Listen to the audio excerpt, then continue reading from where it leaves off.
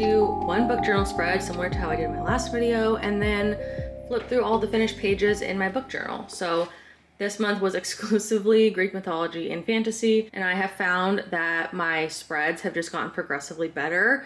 One, I'm sure due to the iPad and getting used to Goodnotes in general, but also two, just because I know those are the books that just inspire me the most, that I'm most excited to browse Pinterest for and create a theme around.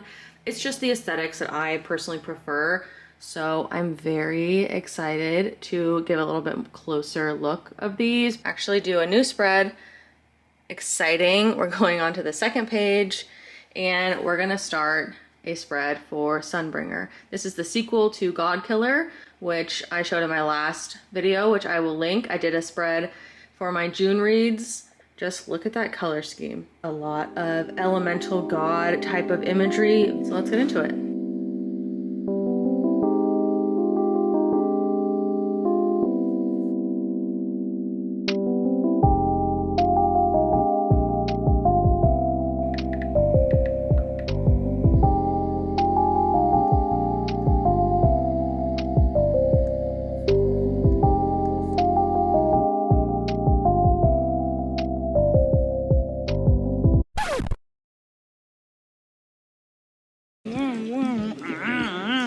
Okay.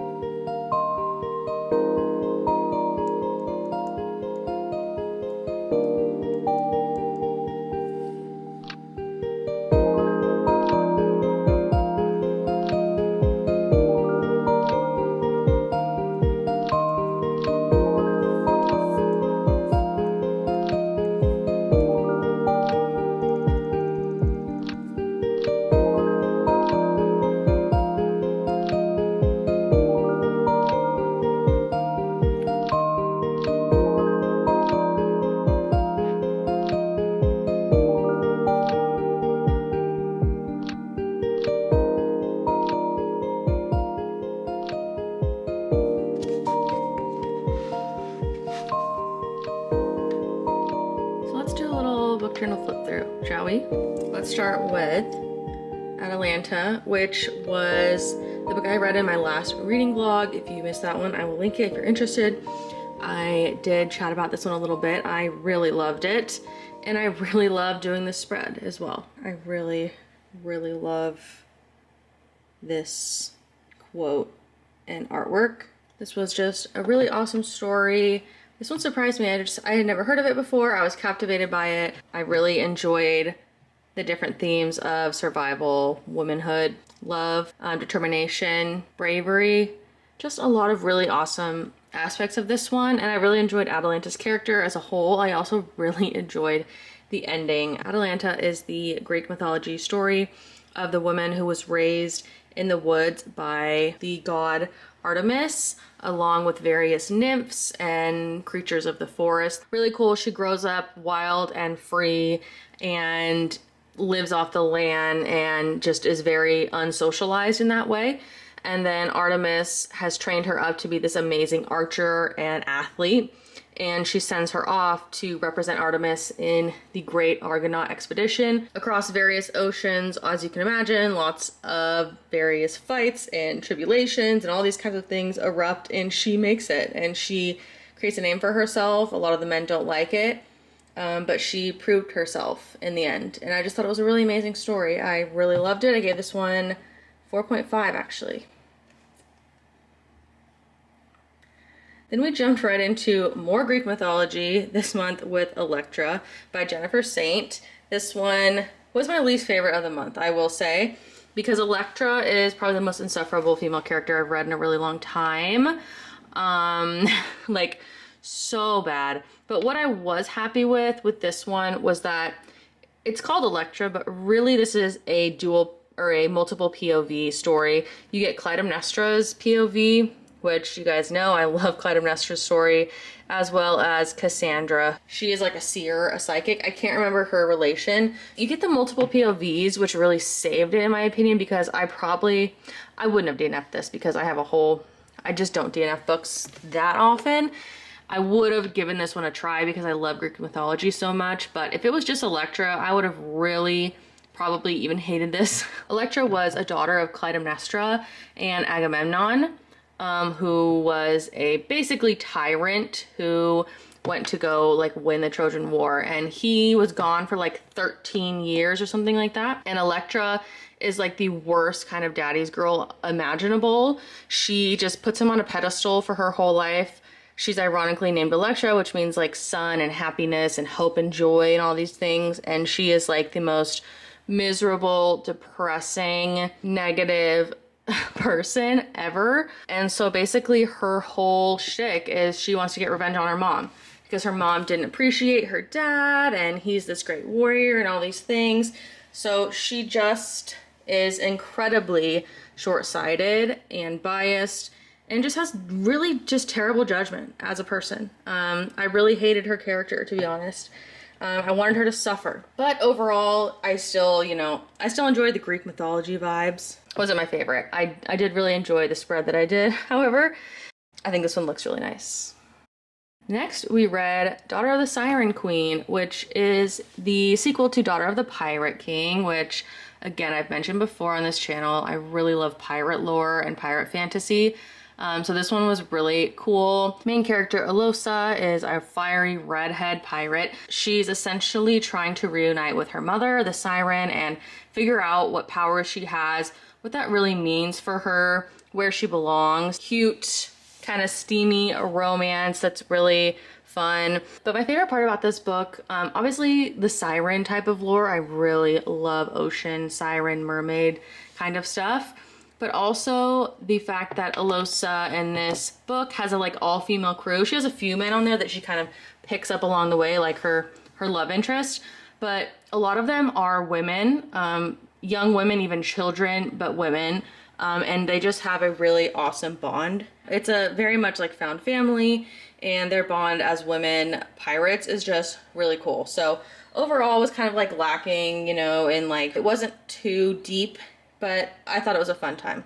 And again, really loved how the spread turned out, especially this little frame here at the bottom. And we just saw Sunbringer. So that it was my last book of the month. I gave this one 4 stars, maybe leaning a 3.5. It was quite slow in some places, very political. I love fantasy, but I do have a hard time attention span wise with politics, war plotting, like fight scenes and stuff. Like you could just tell me that 2 people fought, tell me who won, what injuries they had, and I'm good on a fight scene. You get a lot of like background in the kind of geography of like the world and the politics, who's at war. That kind of slows down fantasies for me, but it's always necessary, right?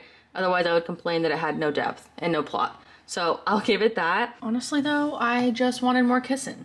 I wanted more of the main character. I feel like she really was overshadowed in this one. It was just a little unbalanced overall, which you could argue the others are main characters as well. But even just on like the cover itself, Sunbringer. This is not the Sunbringer. This is a god of like water.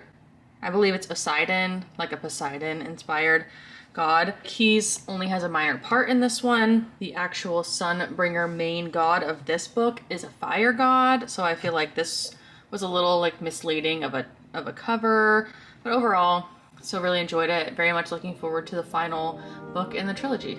Hope you guys enjoyed just looking through my iPad book journal with me. Would really appreciate it if you liked this video, and drop a sub if you enjoy Kindle, iPad, book, reading vlog content. And I will see you guys in the next one.